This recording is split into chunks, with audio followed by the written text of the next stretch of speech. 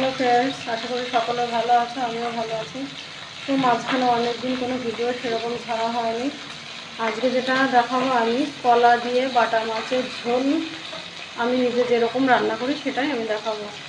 এই যে প্রথমে বড় বড় সাইজের বাটা মাছগুলো আগে বেশি করে তেল দিয়ে নিলাম, ভেজে নেব।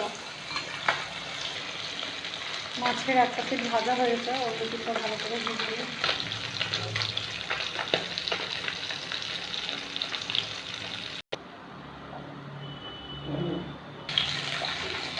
মাছ ভাজার পরে যে কলাটা ভেজে নিচ্ছি, শুধু কলা দিয়েই মাছটাকে ঝোল করবো, এর মধ্যে অন্য কোনো সবজি আর আমি দেবো না।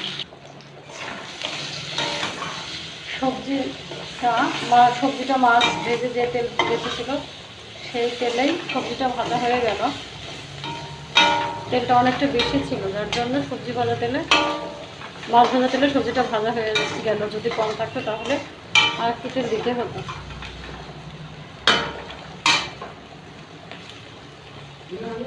কলা প্রায় ভাজা হয়ে এসছে, ওই জন্য লঙ্কা গুঁড়োর সাথে দিয়ে দিলাম, আর একটু নেড়ে নেড়ে ঝোল দিয়ে দেবো। ঝোল দিয়েছি, ঝোলটা ফুটতে শুরু করেছে। কলাগুলো আর একটু ঝোলটা জাল হলে তারপরেই মাছটা দেবো।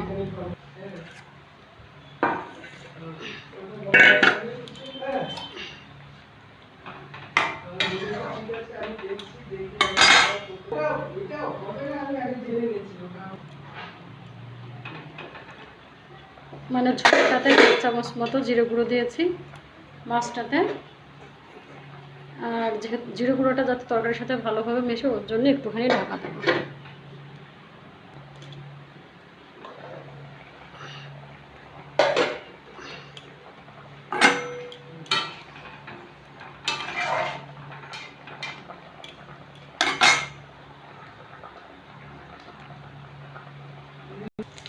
তরকারিটা ফোড়ন দেওয়ার জন্য শুধু একটুখানি তেজপাতা দিয়েছি আর জিরে আর তেজপাতা দিয়ে তরকারিটা ফোড়ন দেবো।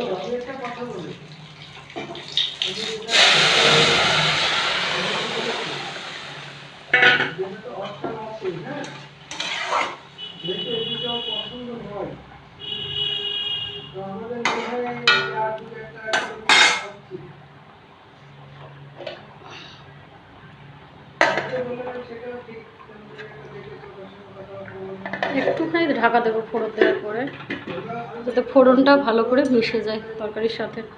দেখি কত দূর কি হলো। বাপরে,